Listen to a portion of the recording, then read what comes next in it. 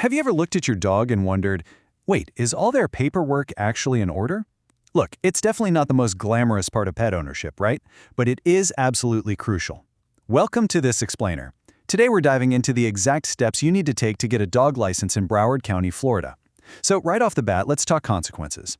Failing to register and vaccinate your furry friend, well, that can result in some pretty steep penalties. We're talking a $300 fine per offense. And yeah, that can actually double to $600 if your pet is both unregistered and unvaccinated.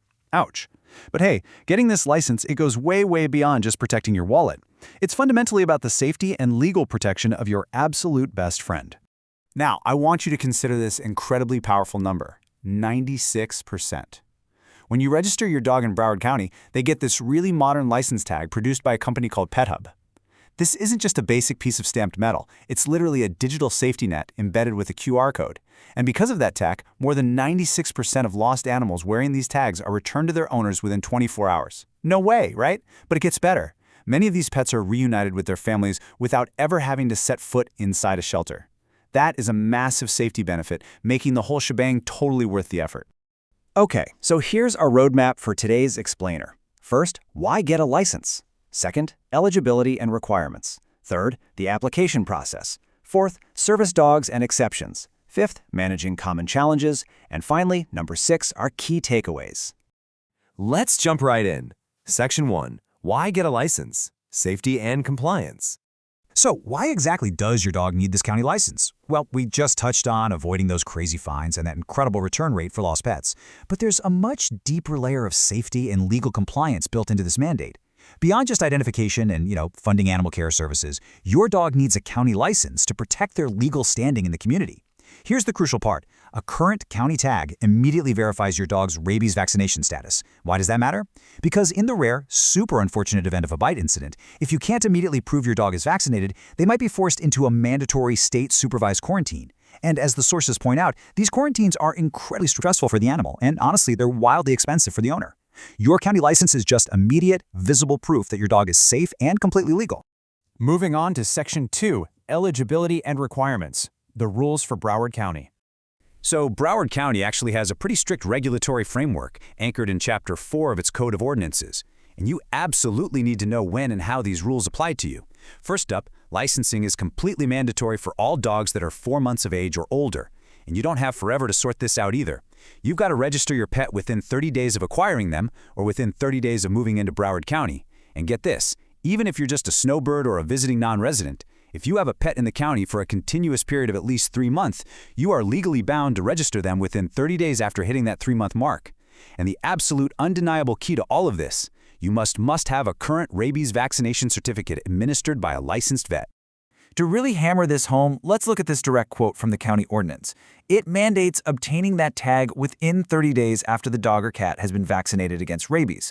What a lot of families just don't realize is that your county license is intrinsically tied to that rabies certificate. Basically, your license cannot be valid past the expiration of the rabies vaccination. So if you miss a rabies booster date, that can actually cause your county license to lapse, instantly putting you right out of compliance. Yikes. All right, Section 3, the application process. How and where to apply. Now that we know the why and the when, how do you actually get this physical tag onto your dog's collar? First, let's talk money. Broward County brilliantly incentivizes responsible pet ownership here. Check this out. If your dog is microchipped, a 1-year license is only $25.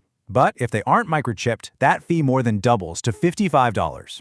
And the 3-year license options show a totally similar dramatic difference. It's $65 if they're microchipped versus $145 if they're not. So having your dog microchipped, it significantly lowers your administrative costs while vastly increasing the chances of finding them if they ever wander off. It's a real win-win. To manage all this paperwork smoothly, Broward County partnered with a third-party administrator called Pet Data. Once you've got your rabies certificate and microchip number handy, you have 3 totally distinct channels to apply. Step 1. You can easily apply online right through the Pet Data portal. You just upload your documents directly. Do keep in mind, though, there's a tiny $2 convenience fee for this one. Step 2.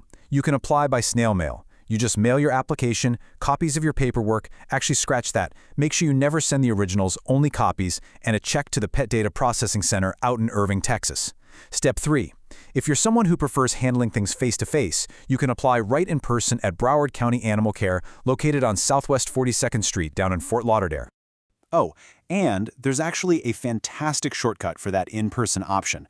Under the county ordinance, the county operates a distributed network of authorized sales agents. Basically, this means that a bunch of participating local veterinary clinics can actually sell and issue these county tags directly to you right at the point of care when they give the rabies vaccine. It is literally a one-stop shop for both medical and legal compliance. Super convenient. Moving right along to Section 4, Service Dogs and Exceptions, Specialty Cohorts. We absolutely need to talk about how the regulations adapt for working animals, specifically focusing on service dogs. The legal landscape really changes quite a bit here. According to the Americans with Disabilities Act, or ADA, Title II regulations, a service animal is defined very specifically as a dog individually trained to do work or perform tasks for the benefit of an individual with a disability. The sources make a highly important distinction here. Just the crime deterrent effects of an animal's presence, or providing emotional support, well-being, or companionship, those do not constitute work or tasks under this strict definition. So emotional support animals actually do not fall under this specific legal classification of service animals. Because of their protected legal status under both federal and state law, service animals are treated entirely differently when it comes to municipal fees. While your standard pets are absolutely subject to the registration fees and any potential surcharges we just talked about, public entities are legally barred from asking or requiring an individual with a disability to pay a surcharge or registration fee for their service animal. Under the law, they are classified as assistance animals, not pets. Now for Section 5, Managing Common Challenges, Troubleshooting the Process. Even with a wonderfully streamlined system, we all know pet owners can run into some minor administrative bumps in the road. So here's a quick troubleshooting guide based on common beginner questions. Lose your dog's physical tag? Hey, don't panic. A replacement tag is just a $10 fee through Pet Data. Did you move or change your phone number? You don't even need a new tag right away. Just log into your free online Pet Hub profile and update your contact information instantly. Easy. What if your license is expiring? Always double-check your rabies certificate first, because remember, your license term is tethered directly to that vaccine date. And finally, if you need a little financial assistance, look into local discounts. Programs like Senior Paws offer tremendous support for senior citizens, and a lot of local shelters offer pretty great discounts for veterans and active military too. Which brings us to Section 6, Key Takeaways, Reviewing the Essentials. Wow, we have covered a lot of ground today. So here is your ultimate checklist to ensure full legal compliance and safety for your dog in Broward County. First, remember that registration is completely mandatory once your dog hits 4 months old. No exceptions. Second, your current rabies certificate is your golden ticket. You absolutely cannot get licensed without it.